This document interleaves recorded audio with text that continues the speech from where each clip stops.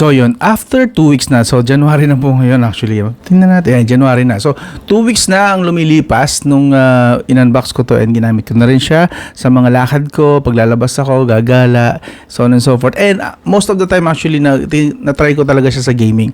And ito na po yung final verdict ko. Okay, so bago tayo tuluyan mag-start, ito muna yung kanyang specs. Gusto ko munang balikan yung specs para medyo mas magkaunawaan tayo sa expectations and maintindihan nyo kung ano yung mga pinagsasabi ko talaga. So basically, this is currently running on Android 13, MIUI 14.0.4, okay? Yan. So yan, ito po yung specs. And chipset po nito is Qualcomm Snapdragon 7S Gen 2, 7S Gen 2 4nm. And base sa website na ni Poco, magkakaroon din ito ng HyperOS soon. Yes, isa to sa mga magkakaroon ng HyperOS sa mga susunod na update. So aakyat ito ng Android 14. But for now, during sa review na to, Android 13 pa rin naman po siya. Okay? This is available in 8GB, 256GB, 12GB, 256GB, and 12GB, 512GB na storage or variant. Yun nakita ko. But this one currently ang gamit ko is the 512GB. 12GB, 512GB na variant. Okay? So kung gusto nyo pong basahin pa yung specs, pakipost na lang po yung video. Kasi tutuloy na ako sa mga na-test ko sa kanya. Okay? So sa display, kitang-kita nyo naman, ganda, no? Buhay na buhay dito ang display. Talagang pag nanood dito, solid. 6.67 inch, Flow AMOLED po ito with 120 Hz screen refresh rate. At ang kanyang touch sampling rate, base sa website, dapat 2,000 plus. But in my actual test, actually, touch sampling rate niya is maikot ng 250 to 500 Hz. 250 by default. Okay? Pero pag inilagay nyo po siya sa gaming mode niya, yung smartphone, totoo naman yung nakalagay pala sa na kapag inilagay mo siya sa gaming mode, tumataas po yung touch sampling rate niya. So, sa test ko, sa gaming mode niya, actually, napaakit ko siya ng hanggang 500 Hz. Ito, nilagay ko to sa gaming mode, itong mismong app. Basta sa test ko, nakuha ko siya hanggang 500 Hz touch sampling rate. So, kaya niya hanggang 500 Hz. So, not 2,000. And of course, sa display pa rin tayo, this is Corning Gorilla Glass Victus. Okay? So, mas maganda ang tibay nito sa mga scratches lang. Pero of course, glass is glass pa rin. Pero at least, Corning Gorilla Glass Victus pang flagship yung kanyang screen protection. Solid, di ba? And currently, meron na rin itong nakalagay na screen protector na naka-install. Ewan ko kung nakikita nyo. Ayan, papakita ko nila dyan sa screen. And of course, ginamit ko rin siya sa labas. Kaya po niya hanggang 1,800 nits brightness. So, malinaw po ito kapag ginamit nyo sa tanghaling tapat sa labas. Okay? But take note, kapag syempre nagma-max out kayo ng display, this is AMOLED and possible, alam nyo na, hindi ganun ka-reliable pang matagalan sa always bright talaga na full brightness sa tanghaling tapat na napakainit pa lalo. So, yeah. Pero kayang-kaya niya, pwede yung gamitin sa tanghaling tapat. Solid. Okay? Dolby Vision support. And of course, Widevine Level 1. Widevine Level 1 po tayo. Yes! Ang resolution po niya is 1,500 screen resolution. That means nasa gitna po siya ng 1080p at 2K resolution. So, pino kung sa pino po talaga ang display nito. Solid. Sa touch sampling rate naman, syempre papakita ko rin sa inyo, kaya po niya, supported po niya hanggang 10 fingers. So mga mahilig dyan maglaro ng games, 10 daliri ginagamit, pwede magagawa nyo yan dito. And kung pag-uusapan lang din naman ay vibrance, clarity, realistic na kulay, so on and so forth. Ito, masarap sa mata to. Eye candy po talaga ang display nito. Yung makikita nyo. So, kung paano oran lang naman gagamitin nyo to, hindi na kayo lugi. Ang ganda po ng kanyang display. Pang flagship level quality. Ang ganda. Solid. Feeling ko mas maganda pa ang display nito sa Samsung ko eh. Maganda po talaga to. And even yung kanyang screen, lahat po ng part ng screen niya is touchable. Nagre-respond sa touch. Wala pong dead wala pong dead areas. Kagaya sa mga ibang curved display. So, this one, hindi po siya curve. Flat display naman po siya, but pinapakita ko sa inyo, wala siyang part na hindi nata-touch or nagre-respond sa touch. So lahat po rito gumagana and panalo siya dun sa part na yon. Ngayon, lipat naman tayo sa kanyang audio. Of course, meron po tayong dedicated na speaker sa taas at dedicated na speaker sa baba. At ito po ang quality ng kanyang speaker.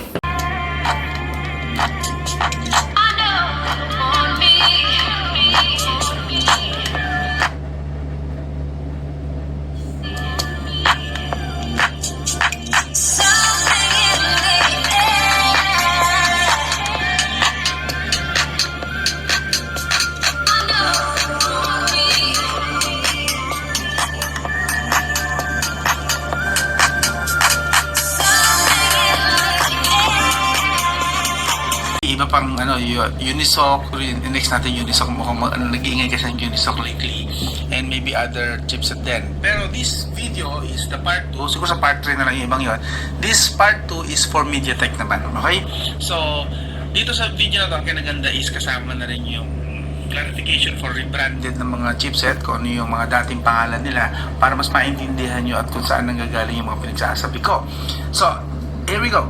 Gizmo China po tayo again, MediaTek. So para sa akin po, malakas po ang kanyang speaker, maasahan, and yung kaliwat kanan talaga stereo effect, solid, lalo kapag naglalaro ka ng games like Firelight or Call of Duty Mobile. So pag galing sa kaliwa, rinig mo rin, maririnig mo talaga na maayos sa kaliwa at sa kanan, ganun din. The same goes.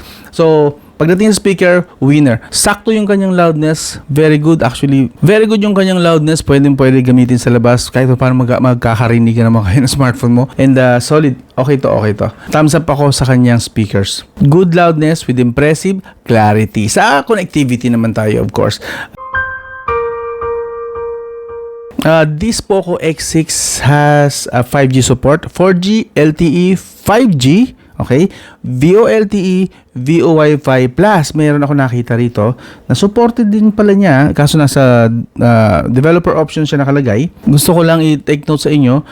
So parang in a way, parang future proof na rin po siya. Mayroon po siyang voice over 5G. Ayan oh.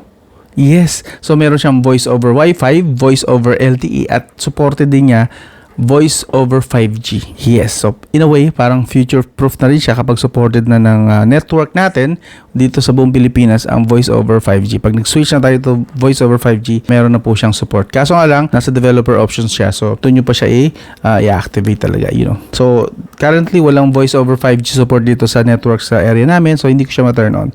But andun siya, okay? And of course, supported din ito ang 5 GHz Wi-Fi. Meron pong 2.4 GHz, 5 GHz supported po niya yon. So madidetect niya. And kung pag-uusapan lang din naman is stability at ganda ng reception niya, ayan, papakita ko sa inyo yung test. Gusto ko rito. Magandang gamitin po ito actually. Even the mobile data niya. Dito na napakahina ng signal, pawala-wala. Pero nakakasagap siya na maayos dito sa area namin.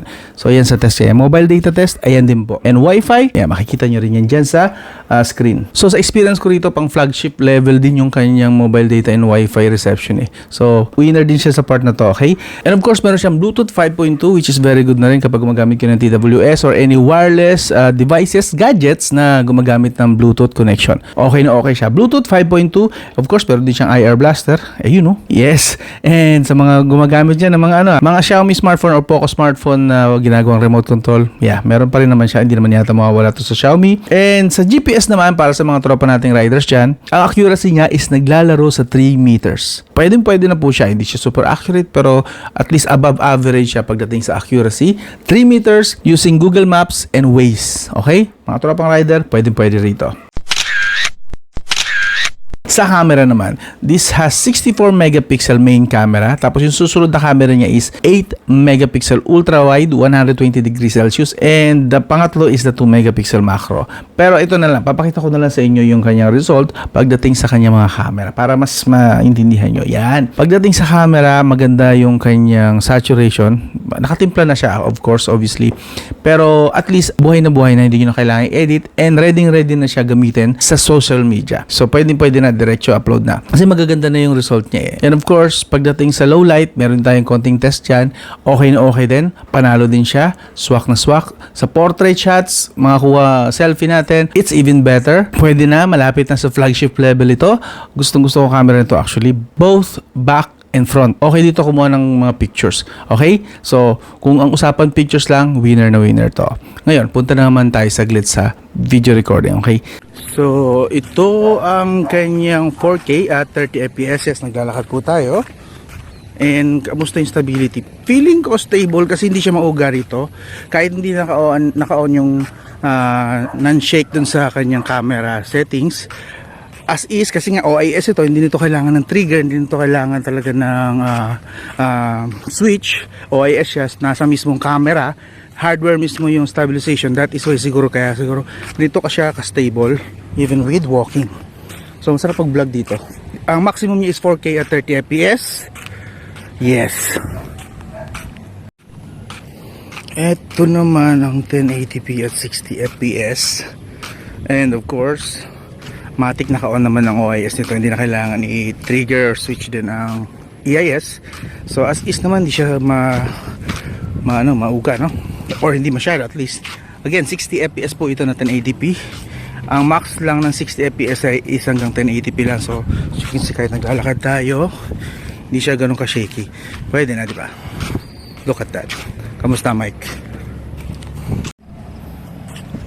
Ito naman ang kanyang front camera.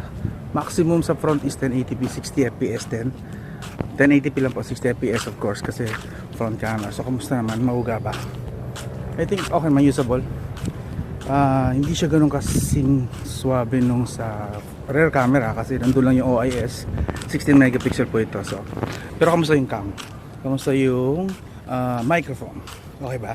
Medyo nakulangan ako ng konti pero hindi naman siya breaker sa akin kasi sa price na ibebenta to, I'm sure is okay lang siguro na medyo bitin siya doon sa part na yun. Sa kanyang rear camera, may OIS po ito OIS support. That means stabilize siya, may video stabilization siya all across the board na pag ginagamit mo yung video recorder niya. Kaso nga lang 4K at 30 fps lang po yung maximum niya sa video recording sa likod, and sa harap naman hanggang 1080p at 60 fps lang. So as you can see, gumagana talaga rito ang video stabilization niya. Even at 4K at 30, hindi na natin i-turn on yung EIS stabilization. So solid na solid po ang kanyang OIS. Talagang nag-work. Hindi po kagaya ng ibang mga brand na mailagay lang OIS, hindi naman talaga nag-work. So pagdating sa camera, medyo bitin pero overall, winner na winner. Nabitin lang ng konti talaga, but hindi pa ginawang 4K at 60. Feeling ko naman kaya nito eh. Feeling ko talaga kaya niya. Kasi hindi naman siya nag-overheat basta-basta sa video recording. So I think kaya niya hanggang 60 kung pinagbigyan lang sana ito ng pagkakataon. Why not, diba? Pero kung ano man yung features na nandyan sa kanya, pasado na sa akin, bibigyan ko na talaga siya ng thumbs up for my approval talaga. Solid yung camera. Ngayon, sa battery. Ang battery po nito is 5,100 milliamp hour battery. Okay, good. Mas mataas sa 5,000 pero konti lang. Supported din yan 67 watts charging. Kasama na po ang charger na 67 watts sa kanyang back. So, okay na okay doon sa part na yon. And of course, ang average charging nito from 15% to 100% is nag-average po sa 50 to 55 minutes. So, almost 1 hour din pagka nag-charge po kayo using the 67 watts. Again, 15% to 100%. Yan po yung na-observe ko sa kanya na sa 2 linggo kung charge siya. Naglalaro po sa 50 minutes. Okay? And sa PC Mark naman, of course, ito ang pinaka-importante para malaman natin kung talagang magandang endurance niya sa battery na part. So, ito na po ang result. Matutuwa kayo malaman na pumasa siya. Okay? So, sa full brightness, full volume, at saka with mobile data, humatok po siya ng 8 hours 41 minutes. So above average siya. Again, this is full brightness Full brightness, full volume with mobile data. 8 hours and 41 minutes. Almost 9 hours panalo. So good ang battery niya, above average.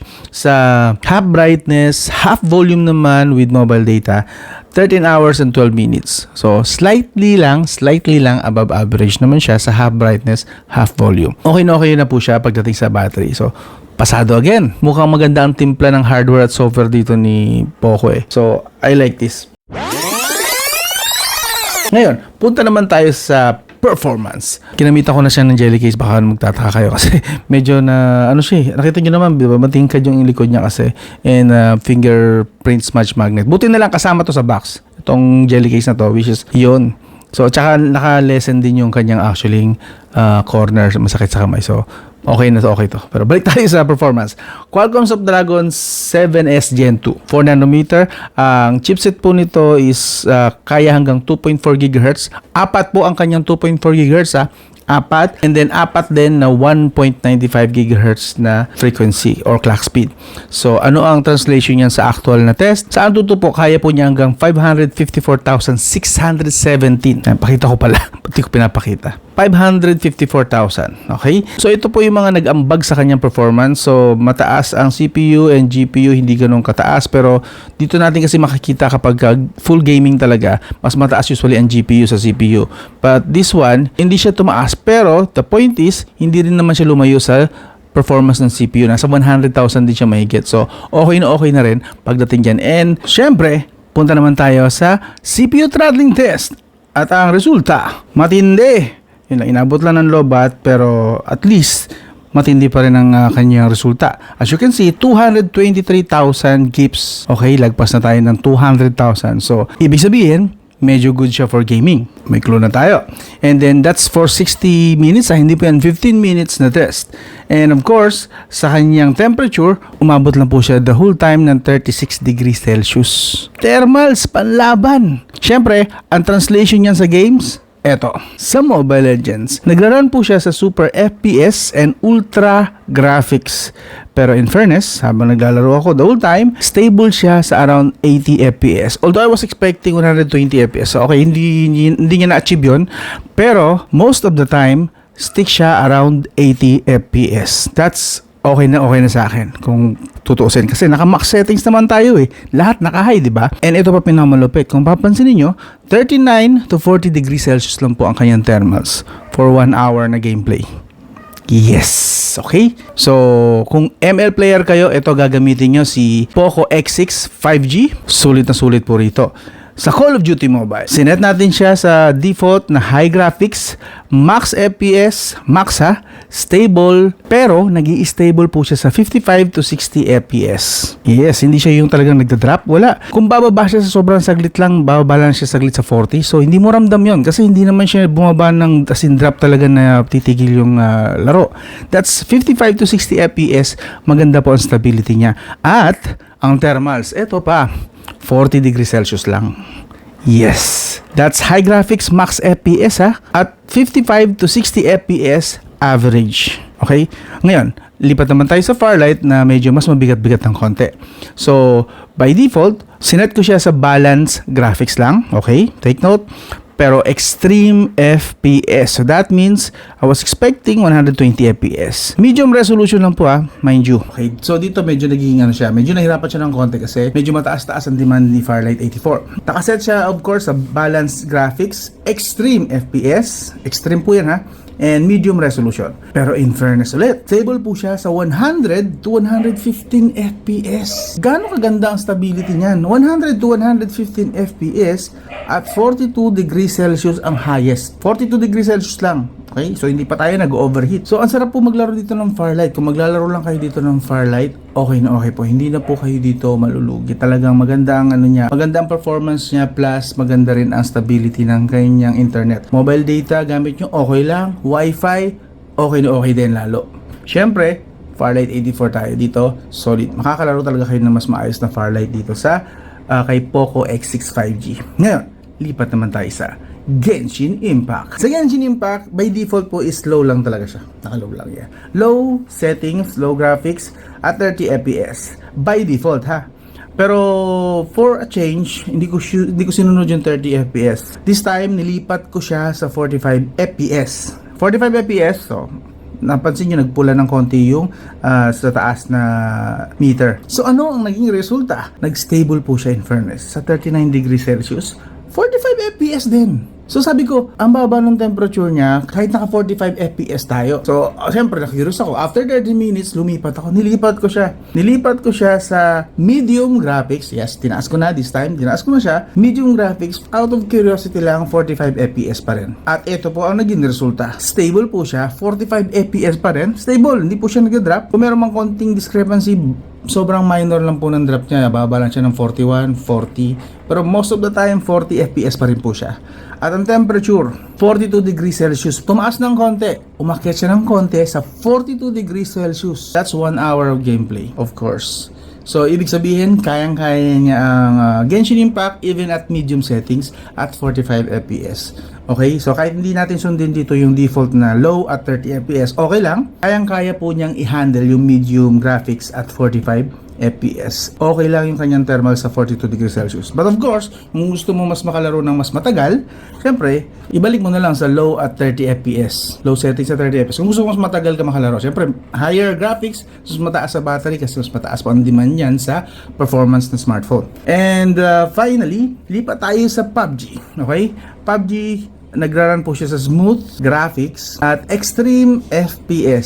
So, ang kanyang resulta, Stable naman po siya sa 55 to 60 FPS. So nagtutuwa ako rito sa smartphone na to kasi dahil nga smooth lang yung graphics na lagay natin, extreme FPS, at dahil nag-i-stable lang siya sa around 50, 60 FPS, hindi rin tumaas yung temperature niya. 37 degrees Celsius lang yung pinakamataas. So natuwa naman ako sa kanyang performance. Kung susundin niyo yung default settings na nakalagay sa kanya, maganda-ganda yung makukuha niyo yung thermals, at actually hindi rin siya ganun kalakas sa battery sa part na yon. So that means pwede siya sa medyo slight na mahilig maglaro talaga. Yung casual gamer na may tendency ma-addict ng konti sa gaming, pwede po sa kanya rito.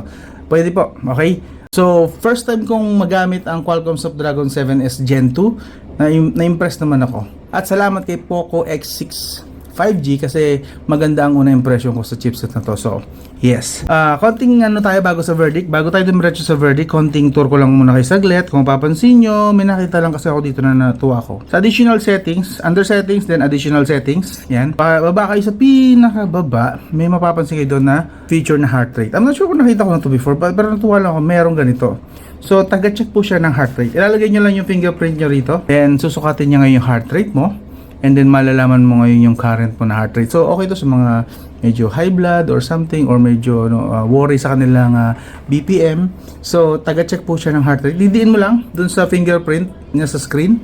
Yes. And afterwards, makukuha mo yung result. So 91 beats per minute. So okay ako, relax ako ibig sabihin. So goods na yan. Normal yan, di ba? Okay, and then of course nandito yung mga traditional na mga settings.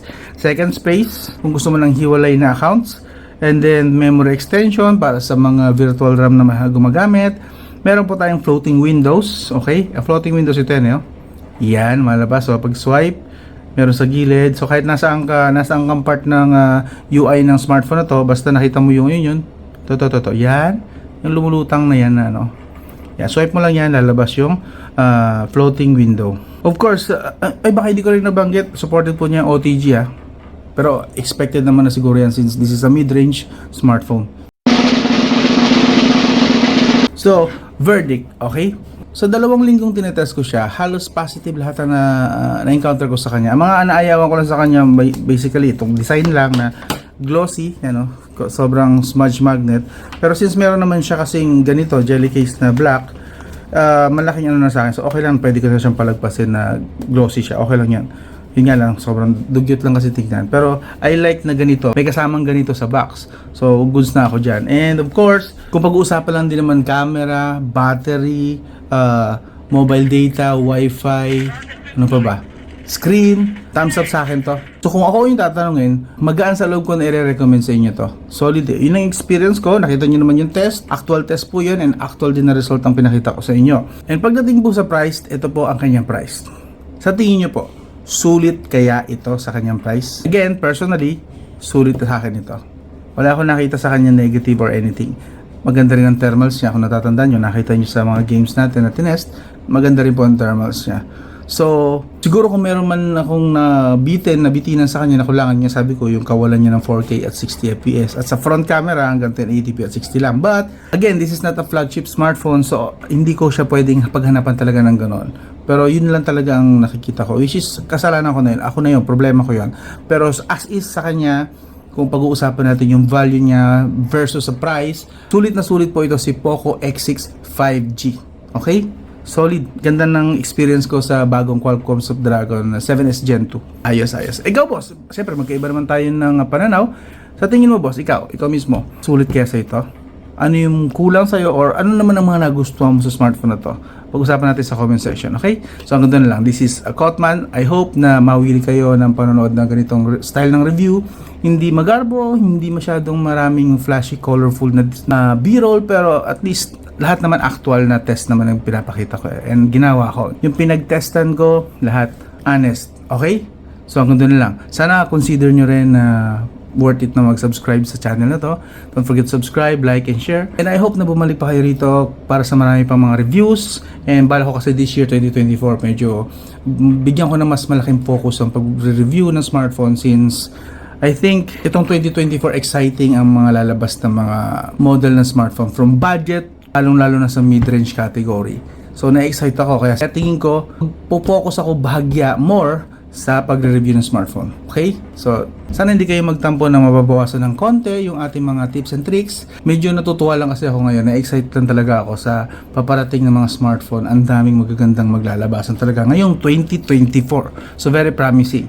So, hanggang doon lang. I hope to see you soon. I'll talk to you again soon.